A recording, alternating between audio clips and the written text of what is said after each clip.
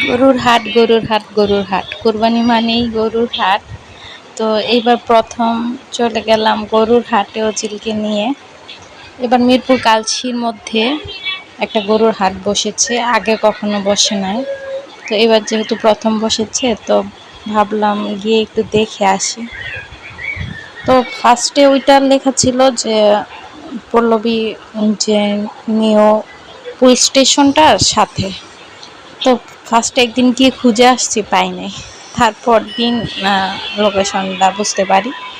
তো এখানে আসার পর মোটামুটি ভালোই গরু ছিল। এটা আমরা গিয়েছিলাম বুধবার রাতে।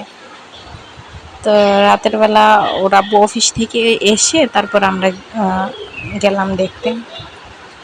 ভালোই লাগছিল অনেকগুলো গরু একসাথে দেখে। কিছু কিছু গরুর দাম জিজ্ঞেস করছিলাম, যেমন এই গরুগুলো 1,80,000 করে চাচ্ছিল। আমার কাছে মনে হচ্ছে ঠিকই আছে, রিজনেবল প্রাইসই বলছে ওরা, যেহেতু 1,80,000 চেয়েছে আরও কমই ওরা দিবে।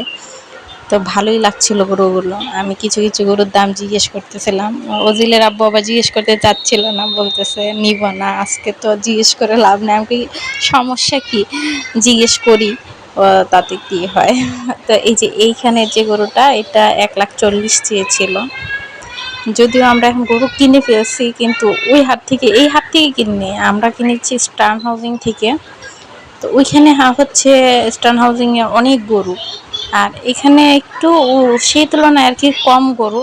সেজন্য ওজিলের আব্বু চাচ্ছিল স্টার্ন হাউজিং থেকে